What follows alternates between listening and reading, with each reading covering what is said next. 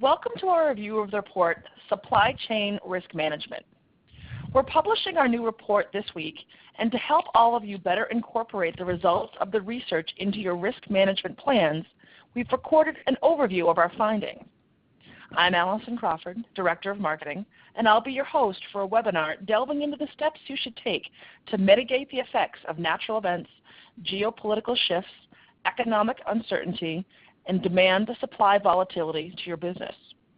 To achieve these goals, you must invest in a strategy focusing on prevention, early sensing, and execution of measures when an event does transpire.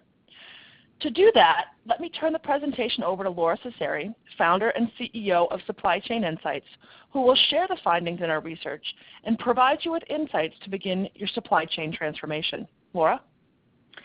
Thank you so much, Allison. You know, as we get ready for our global summit, we're doing a number of reports around the evolution of supply chain practices in the global multinational.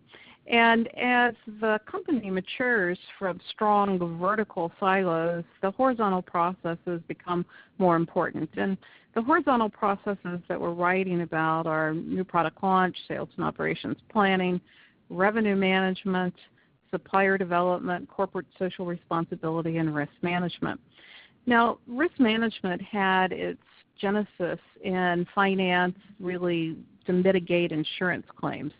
And I saw that in the early part of the 2000s that companies that were very large and supply chain leaders were beginning to work on supply chain risk management programs.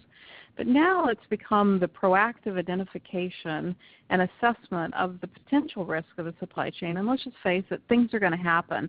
There's too much volatility in today's global supply chain for us to not have risk. And so the question is, how do we develop strategies to avoid risk, mitigate risk, and when discontinuity happens, to mobilize quickly? So that was the purpose of the report that we've just written and published this week. And we are basically sharing the results from a survey that we did. And to understand the survey, we asked companies first to evaluate their knowledge of risk management to get into the survey. So we had a 7-point scale, and they must answer at least 2 on a 7-point scale to get into the analysis. And we also screened to be sure that they were a manufacturer or a retailer, and we wanted to focus on the supply chain role, the finance role, and also to be able to do cross-industry analysis. We broke the companies into process, discrete, and retail. So we had 125 respondents. 37 of those were identified as a supply chain role, 40 in finance, and 43 identified something in other, either supply chain strategy or manufacturing operations. And we wanted to look at the global multinational, so we looked at companies 500,000 and above in revenue and 750,000 employees. So let's look at the demographics first, and then we'll share the information. So when we look at the companies that are in the study, 68% were manufacturers, 22% were retailers, and the average company was $5.6 billion. This is very typical demographics of the study that we do, and there were 13,000 employees, very characteristic of the global multinational. We also wanted it to be cross-industry. We had 45% discrete. These are companies that basically make to order, or they'll basically configure to order. They're making discrete parts that need assembly. Or process companies. When you think about process, think about pharmaceutical, consumer packaged goods, food and beverage, and also chemical companies, things that flow in tanks, vessels, dryers. I often say to people, if it flows in pipes at some point in the process, it's probably a process-based industry. Or retail. The retailers can also be manufacturers, but they own a store and they're selling items in the store. And so we were able to get enough sample demographics to compare across roles and also against industries. What you'll see is that there's greater variation in the results by industry than by role, and we'll share some of that in our analysis today. We also wanted to know who is leading the risk management programs. And by and large, it was either the head of supply chain or it was a C-level executive, either a COO or a CEO, and not so much a CFO. In the early days of risk management, it was often run by the finance department, but it's gotten to be a business initiative, and I think a very important business initiative for the global multinational. So with that, let's get into the meat of the report. I'm going to talk about what is risk, what are the drivers and disruptions, and how should we think about risk management performance. Well, when we look at risk management as business pain and we look at the relative business pain versus risk management, it actually rates to be a fairly low source of business pain. So you might say, well, Laura, why are you taking all this time to do this report? Well, risk management is a program, and it actually will roll up some of the business pains like talent availability or demand and supply volatility or product quality and supplier reliability to mitigate these pain levels. And so as we go about the management of the program elements, we've got to really focus on the specifics by industry. One size doesn't fit all, and one of the mistakes people make is thinking this is a technology-based project or program. Instead, it's really looking at the early prevention and awareness of issues and then coming up with plans to mitigate the potential risk of these issues. So across all industries today, we have a risk of talent. Now the talent, if you look at the global market, where we're seeing the most growth is not where we have the greatest talent pool.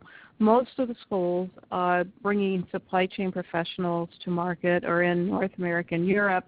And as we build the global economy, the need is in Africa and Asia and South America.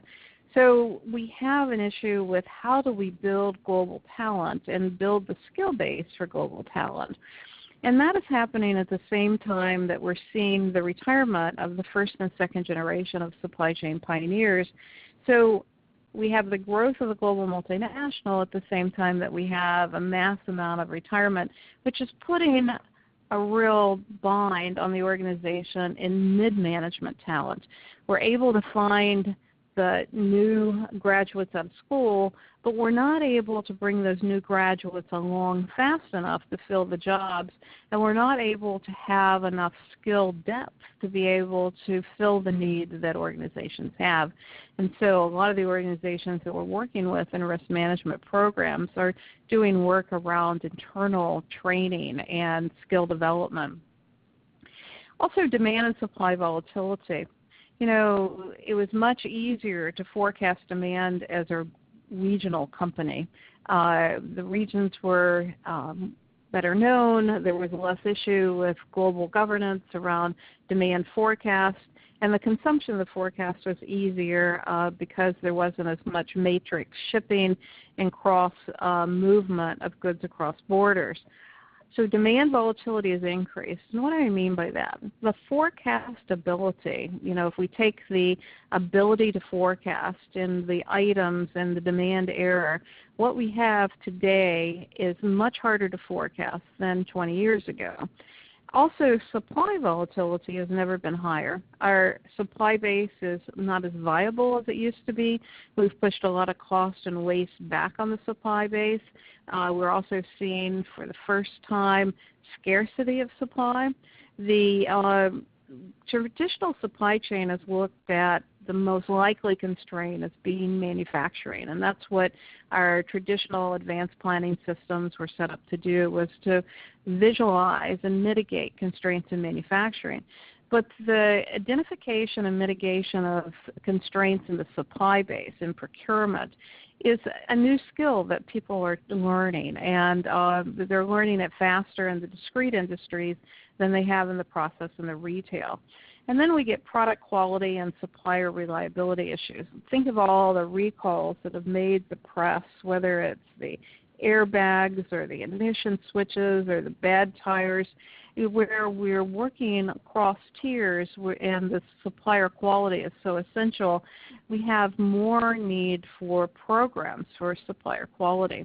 some of the most advanced work that I've ever seen here is in the A&D or aerospace and defense industry, where they actually have a 1-800 call helpline for people to be able to call in across tiers and ask questions around supplier quality conformance and ask questions around design as well as product conformance on quality.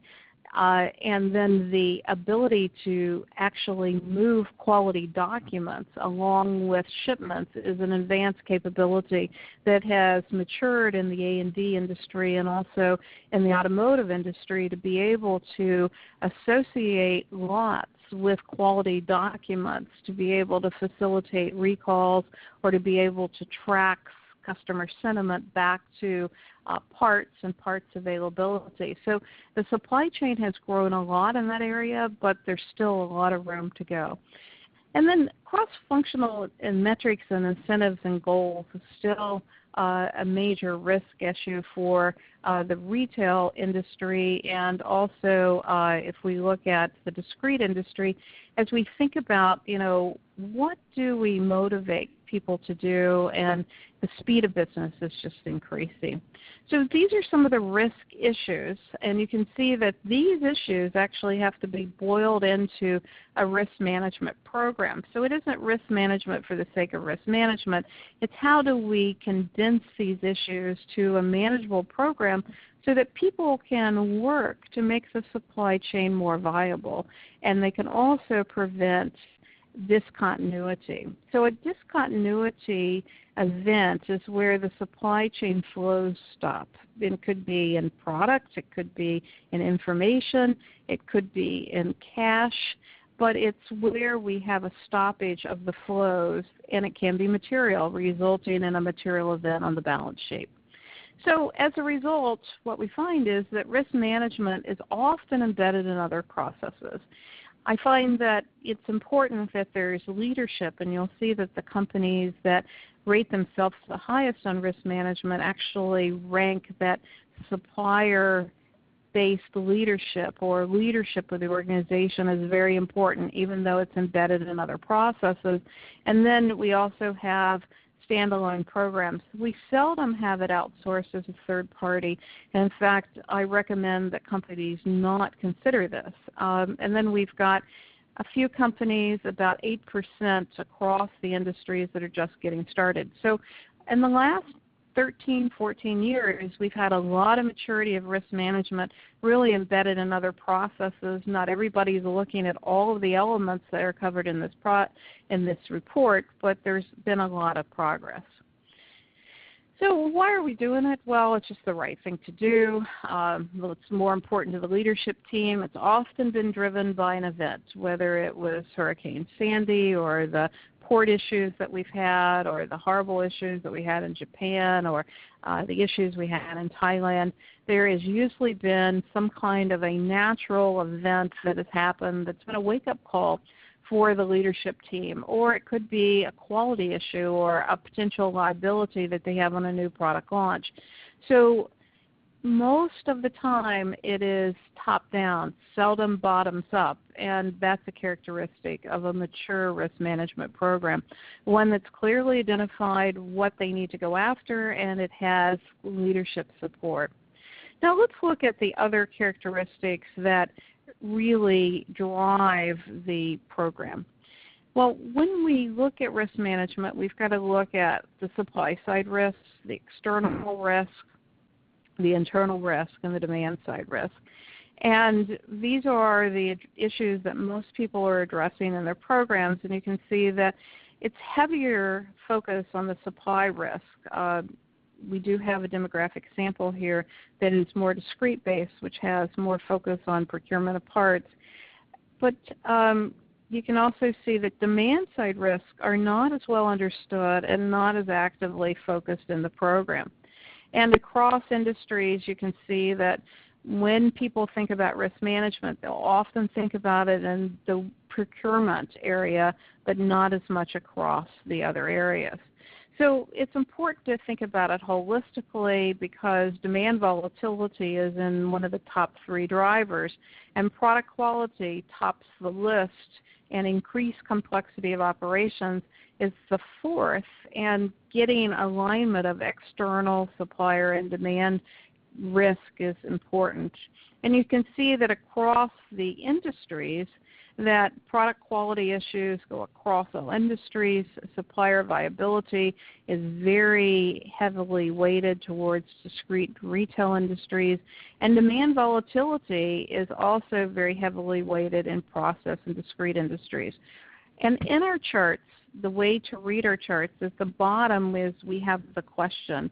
And when we have the letters here, it's significant in a 90% confidence level.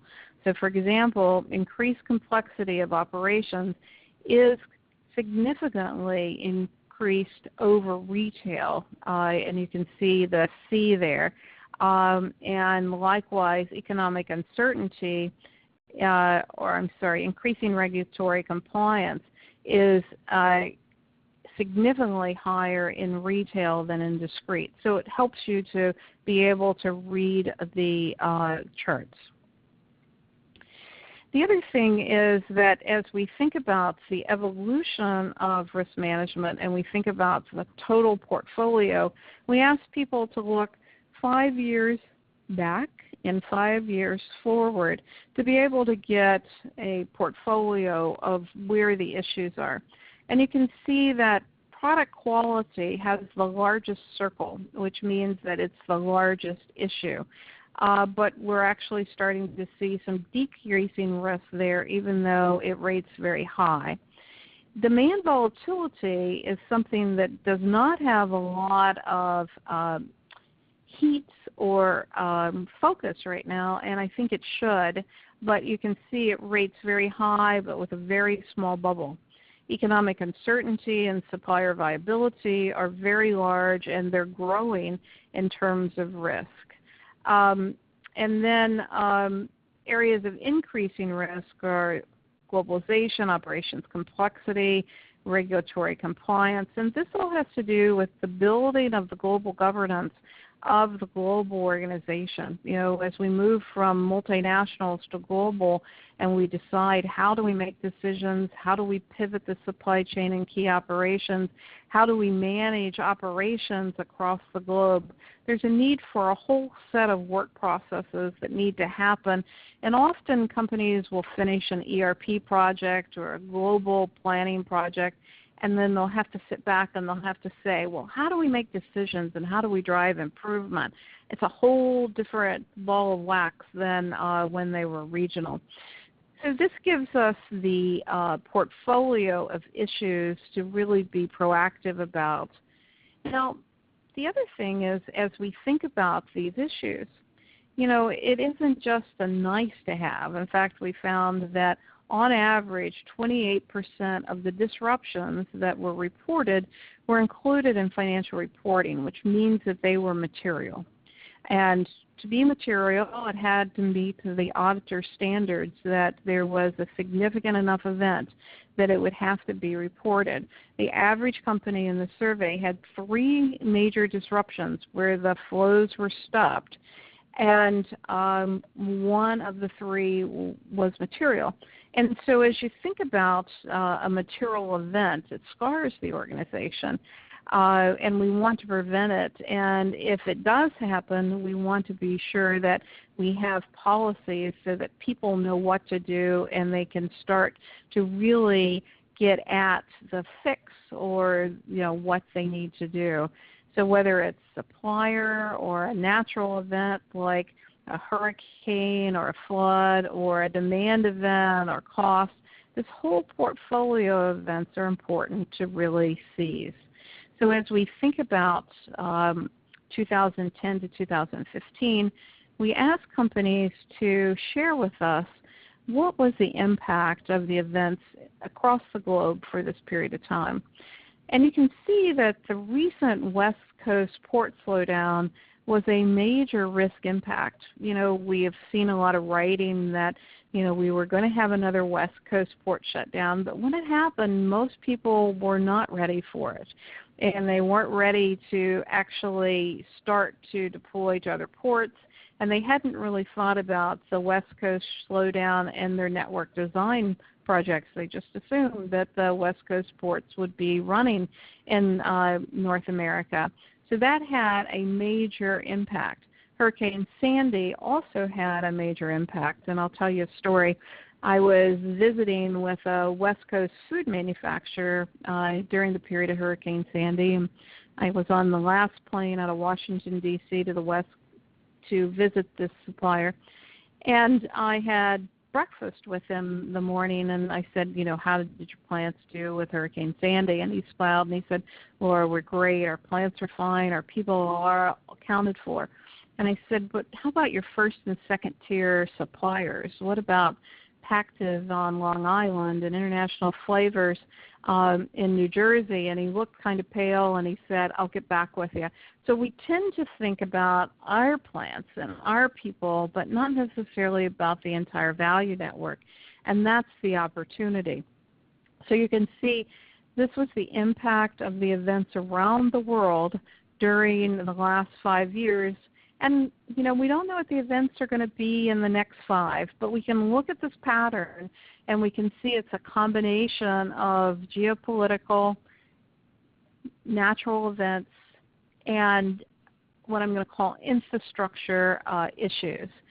Now, one of the things I write about in the report are the shifts in ocean cargo. And one of the issues that I think a lot of people don't realize is that we are making ocean cargo much, much bigger. And so while we're making manufacturing batch size smaller and we're working on changeovers and short cycles, the ocean fleets are going the opposite direction, which means that we're putting more inventory on the water and that they're steaming slower, so the transit time is longer. And as a result, when there is a stoppage, it's going to be even greater. And particularly because we've not designed our ports for these larger ships, we're going to have more and more issues in the ports. So as we think about the evolution of the ships are right now about 3 times the size they were a decade ago, and the instantaneous volume of unloading containers off the ships is really something that the ports aren't ready for. Well, let's take a look at, what do we do? And when we did the report, we looked at companies that thought that they were high performing versus low performing, and this is a self-assessment. And it was often, a larger company, and it typically was a company that, was a distributor, but they had a focus of the leadership team, and there's often an inner relationship between corporate social responsibility programs and risk management. But more importantly, they were better at supplier sensing, supplier risk sensing, financial sensing. And as companies build risk management programs, one of the things I've seen is a focus on risk sensing, which is looking at how healthy is my supply chain and the relationships between the suppliers. So, top 3 risks: demand volatility, supplier volatility, product quality, medium risk or outsourcing, lack of visibility, globalization. And then we have the more traditional things that have always been with us around water scarcity and energy and corruption and intellectual property, and things we just have to do for maintenance of the business. So let's spend a little bit of time around what do we do. When people were asked, what are the most important pieces of action they can take to mitigate risk, the top technique was inventory buffers, and this gets down to multi-tier inventory management, the design of push-pull decoupling points, really designing form and function of inventory, and incorporating inventory into network design and thinking about inventory. It is the most important buffer of the supply chain. The second is supplier monitoring and scorecarding. Supplier sensing, financial sensing, and supplier development programs are essential for not only prevention and early sensing, but in the case of a major disaster to be able to respond quickly. metrics that matter and bricks matter, I talk about several supplier development programs that were instrumental to companies' financial health. Intel sensing on the Japanese disaster was able to help them to get early alerting of 9 suppliers that were going to have issue. And if they hadn't been doing financial sensing, they probably would have missed that and had a major disruption.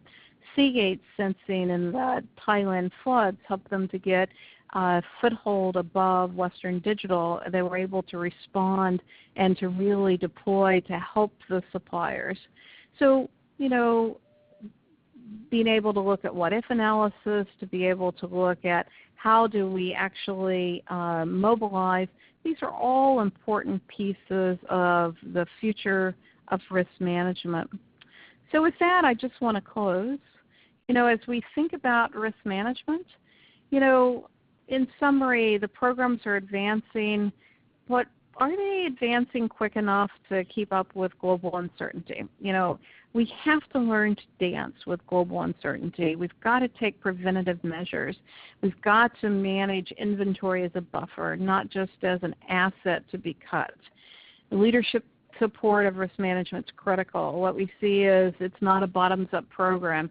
It's got to be architected at a prevention level with the ability to actually try to prevent, use the techniques that I talked about of network design, inventory management, supplier sensing, quality management, supplier scorecarding. But when a disruption happens, the organization needs to know how to mobilize.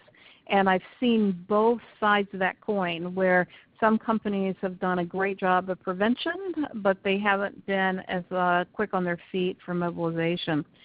It also requires a redesign in supply chain processes because most companies aren't up to the level of really thinking about form and function of inventory. Maybe they do network design on an ad hoc basis but not continuously. And perhaps they've had a more traditional view of procurement and haven't done as good a job on building supplier development programs. We've written the report really to help companies that are trying to get leadership support or trying to network with other companies. And part of what we're going to be doing in our Global Summit is actually doing a breakout session on risk management to help companies to really understand what other companies are doing. And it also requires deeper analytical skills in the supply chain team to be able to do the modeling and the business-to-business connectivity. So I hope this helps. This is a summary of the risk management report that we're publishing on August 11th. If you have any questions, let us know. And we hope to see you at our Global Summits where we'll be talking about this and many other topics because we want to help supply chain visionaries be able to build the best global supply chain possible. Allison, any questions? Yeah, thanks, Lora. One of the things that you mentioned about prevention and mobilization being integral parts of a risk management program, I'm wondering how this all fits together, particularly when, as you mentioned, businesses are speeding up and changing their demographics, and early sensing is going to be part of this. How does this become a key piece of the risk management plan, getting all of these pieces to fit together? Well, there's typically someone who's coordinating it. So even though it could be dispersed into other processes, there's typically someone who's coordinating it, sort of like what's happening with corporate social responsibility.